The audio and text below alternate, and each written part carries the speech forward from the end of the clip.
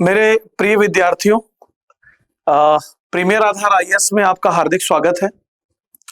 Premiere आधार IAS Chhattisgarh PSC 2024 का जो भी मेंस का पेपर हुआ है उसका आंसर जो भी विषय विशेषज्ञ हमारे पास हैं उनके द्वारा पूरा आंसर एक्सप्लेन किया जा रहा है।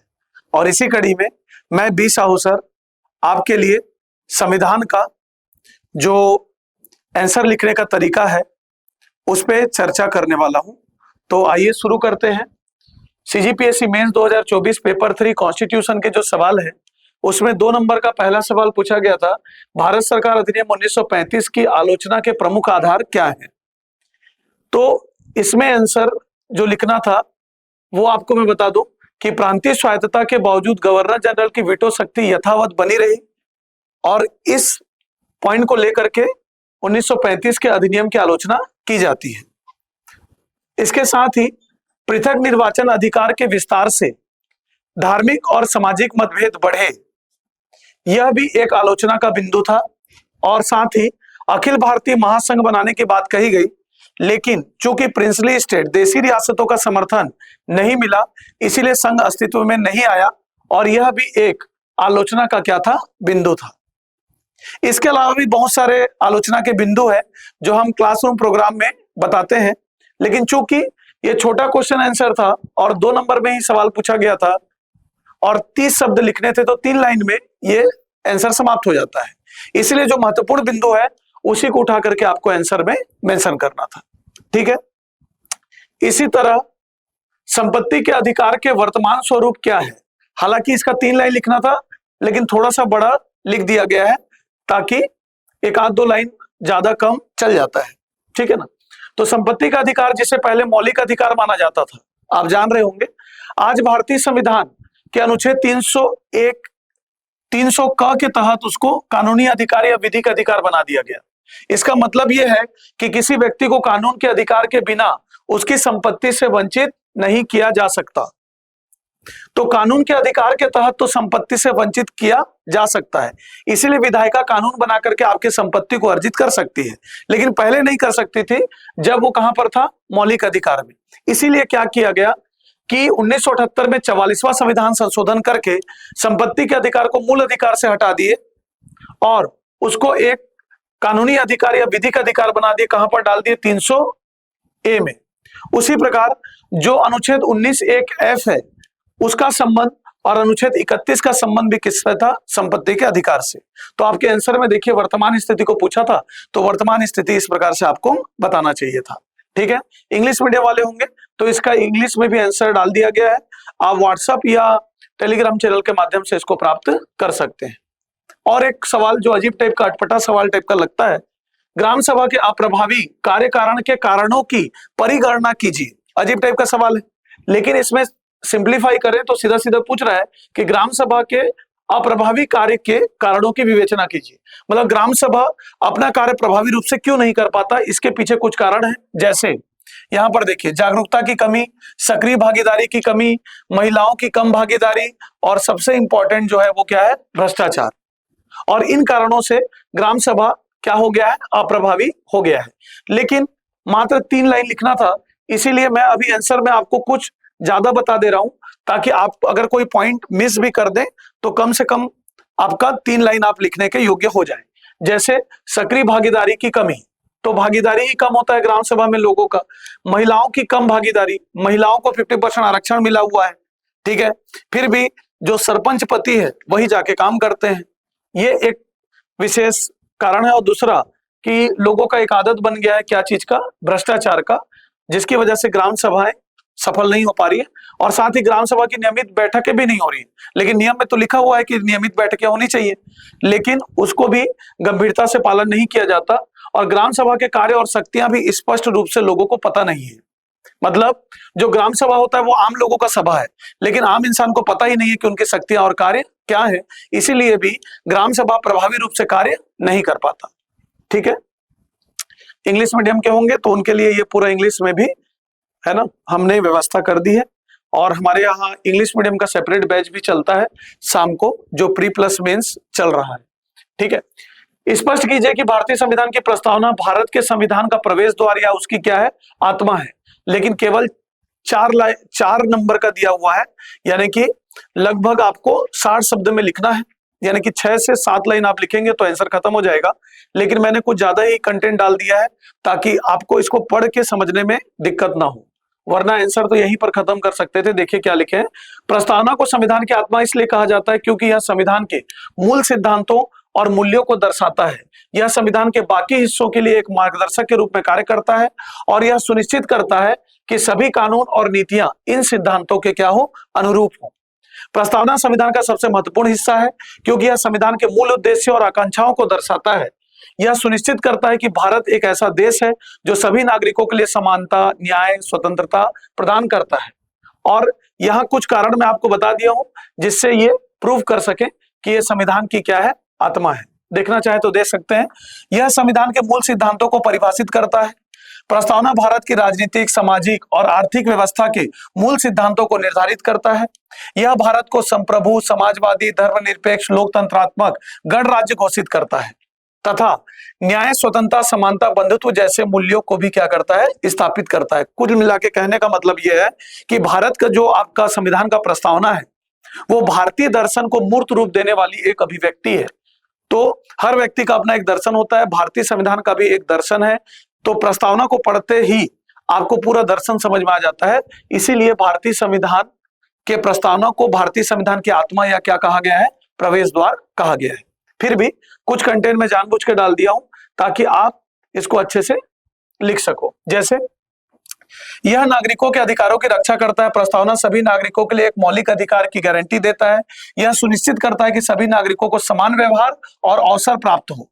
यह राष्ट्रीय एकता और अखंडता को बढ़ावा देता है। प्रस्तावना भारत की राष्ट्रीय एकता और अखंडता को बढ़ावा देने में महत्वपूर्ण भूमिका निभाता है।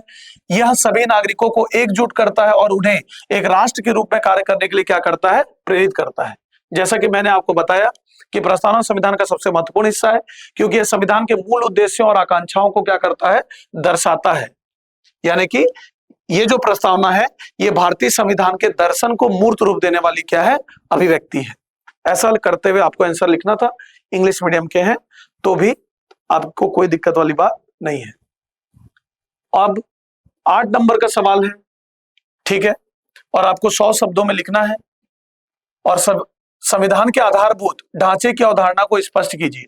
संविधान के कौन कौन से प्रावधान इससे संबंधित न्यायिक निर्णयों में शामिल किए जाते हैं। इसको थोड़ा ध्यान से पढ़ने की आवश्यकता है क्योंकि ये थोड़ा सा जो आंसर है वो हल्का सा कठिन हो सकता है आपके लिए। बाकी इतना सिंप्लीफाई करके लिखा गया है कि इसको पढ़ते ही आपको समझ में आ जाएगा।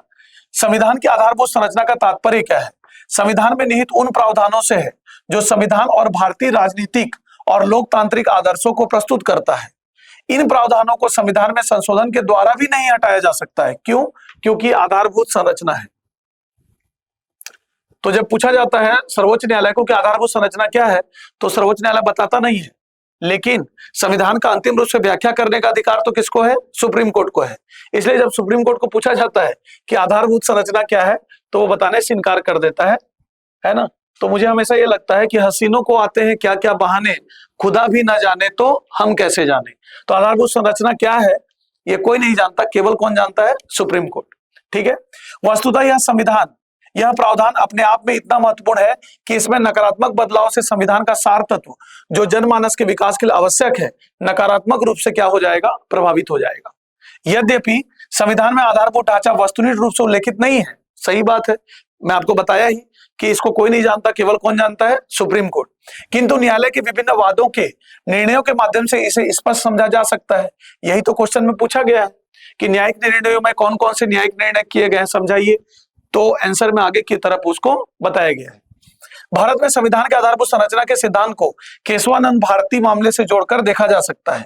संविधान के 24वें संशोधन पर विचार करते हुए न्यायालय ने यह निर्णय दिया कि विधायिका अनुच्छेद 368 के तहत संविधान के मूल संरचना को नहीं बदल सकती। ये 368 संविधान संशोधन से संबंधित है, जिसके माध्यम से हम संविधान में क्या करवाते हैं? संशोधन। हम नहीं करवाते, संसद करता है। ठीक है। न्यायालय का एक तर्क यह था कि संविधान सभा का महत्व वर्तमान के विधायिका की तुलना में अधिक है। मतलब वर्तमान में जो विधायिका है उससे भी ज्यादा महत्वपूर्ण है कौन? संविधान सभा। इसलिए विधायिका संविधान के सार तत्व को नहीं बदल सकती। साथ ही इसमें संविधान की सर्वोच्चता, संविधान की धर्मनिरपेक्षता, व्यक्ति की स्वतंत्रता और गरिमा जैसे तत्वों को संविधान के आधारभूत संरचना का भाग बताया गया। किसमें? ये जो आपका केशवानंद भारती बनाम भारत संघ एक वाद था उसमें। आगे न्यायपालिका के विभिन्न निर्णयों में इसे महत्व प्रदान करते हुए कई अन्य महत्वपूर्ण प्रावधानों को संविधान के आधारभूत ढांचे का भाग बताया गया, जो निम्न रूप से देखा जा सकता है। कैसे देखा जा सकता है? इसको क्वेश्चन के सेकंड पार्ट में पूछा है, तो पहला पार्ट का आंसर हो गया। अब जो क्वेश्चन का सेकंड पार्ट है उसका आंसर यहां से चालू होगा। क्या है?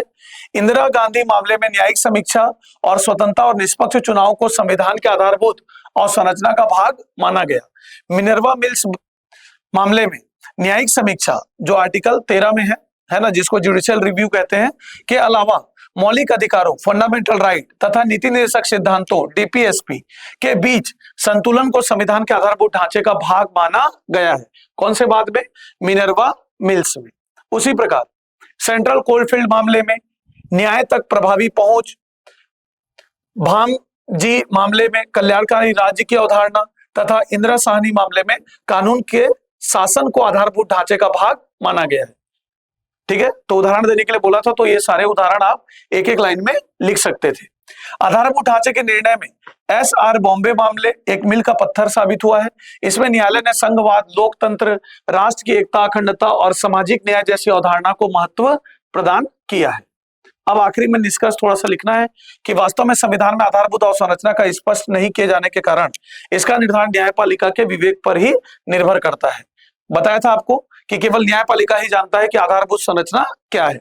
विवेकाधीन शक्ति होने के कारण यह सिद्धांत भी विवादों से परे नहीं है, क्योंकि जहां पर विवेकाधीन हो जाता है वहां पर विधायिका और न्यायपालिका के बीच में विवाद होना तय है। उदाहरण के लिए हाल ही में न्यायपालिका द्वारा न्यायिक नियुक्ति आयोग के गठन को संविधान के आधारभूत ढांचे के विरुद्ध बताना विवाद का विषय बन गया था। तो थोड़ा सा इसमें करंट से जोड़ने का प्रयास करके उसका निष्कर्ष बताया गया है। ठीक है, तो यहां तक भी लिखते तो आपका काम चल जाता। और इंग्लिश मीडियम के हैं तो इंग्लिश में भी ये सारी बातें बता दी गई हैं आपको, इसको थोड़ा सा ध्यान से देख लीजिएगा। अब एक लास्ट क्वेश्चन है जो 10 नंबर में पूछा गया, मतलब 125 शब्द में लिखना है, मतलब 12 से 13 लाइन आपको लिखना होगा। तो जितना जगह रहता है उतना में लिखना होता है। और ये हमेशा से हम पढ़ते आ रहे हैं, भारतीय संविधान में जो डीपीएसबी है ना, वो कल्याणकारी भावनाओं को अपने में समाये रहता है, उसी का क्या करना है? परीक्षण करना है। कर लेते हैं, चलिए। तो इंट्रोडक्शन के स्थिति में जो डीपीएसबी है भारतीय संविधान के भाग 4 अनुच्छेद 36 से 51 तक है, जान रहे होंगे आप लोग। और कल्याणकारी राज्य की स्थापना के लिए इसका प्रयोग किया गया है। इसका मतलब यह है कि राज्य का उद्देश्य सामाजिक और आर्थिक न्याय सुनिश्चित करना है, ताकि सभी नागरिकों को समान अवसर मिल सके और उनके जीवन स्तर में क्या हो? सुधार हो। मेरे हिसाब से तो संविधान द्वारा राज्य को कुछ कर्तव्य दिए गए हैं और उन कर्तव्यों को ही डीपीएसपी के माध्यम से लोगों को बताया जाता है। ठीक है, अगर डीपीएसपी में दिए गए कर्तव्य राज्य द्वारा नहीं भी किए जाते तो वो न्यायालय में वाद योग्य नहीं है, मतलब डीपीएसपी न्यायालय में प्रवर्तनीय नहीं होता। ठीक है, तो कल्याणकारी तत्वों में क्या क्या शामिल है? देखिए, सामाजिक न्याय कैसे आएगा जी? जब समान कार्य के लिए समान वेतन होगा, अनुच्छेद 39। कमजोर वर्गों जैसे अनुसूचित जाति जनजातियों को शिक्षा और आर्थिक हितों को क्या मिलेगा? बढ़ावा मिलेगा। ठीक है, 46 बच्चों के लिए अवसर शिक्षा का मिलेगा। ठीक है, 45 आर्टिकल है ना, 14 साल से कम आयु के बच्चों को मुफ्त और अनिवार्य क्या मिलेगा? शिक्षा मिलेगा। ठीक है, आर्थिक न्याय जैसे किसी प्रकार का वृद्धा पेंशन है, बेरोजगारी भत्ता है, ठीक है, आसक्त जन है, उनको राज्य सहायता प्रदान करता है, उन सभी चीजों को किसमें लिखेंगे? आर्थिक न्याय में। ठीक है, तो ये सारी चीजें। और उसके अलावा देखो कल्याणकारी कार्य जैसे पर्यावरण की रक्षा करना, 48 का वन्य जीवों और वनों की रक्षा करना। ठीक है, पशुपालन का संगठन, अनुच्छेद 48, ये सब कल्याणकारी कार्य है। ये देखिए लिखा है कृषि और पशुपालन का संगठन, ये सब 48 की बातें लिखी गई हैं। ठीक है, पशुओं का वध रोकना है, ग्रामीण क्षेत्रों में जीवन स्तर को बढ़ाने के लिए कार्यक्रम चलाना, ये सब राज्य का कर्तव्य है। राज्य ना करे तो भी चलता है ना, न्यायालय में वाद योग्य ये नहीं होगा। और साथ ही स्वास्थ्य सेवाओं में सुधार करने के लिए भी डीपीएसपी में राज्य के कर्तव्य दिए गए हैं। जैसे कहा गया है कि सार्वजनिक स्वास्थ्य पर ध्यान देना है, नशीली वस्तुओं के सेवन से लोगों को जागरूक करना है, उससे बचाना है। जागरूक करना मतलब ये नहीं कि नशीली पदार्थों का सेवन करने के लिए प्रेरित करना है, ठीक है, उसको रोकने का क्या करना है, प्रयास करना है।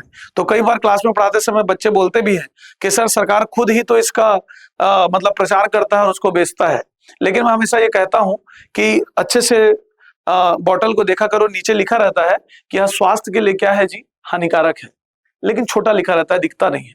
तो राज्य का यह कर्तव्य है कि लोगों को नशीली पदार्थों के सेवन से वो क्या करे, बचाए, जिससे समाज का कल्याण होगा। इसीलिए उसमें लिखा गया है कि जीवन स्तर को बढ़ाने का प्रयास करना है ना, और खुद भी आगे बढ़ने का प्रयास करना है और सामूहिक रूप से लोगों को आगे बढ़ाने का प्रयास करना है।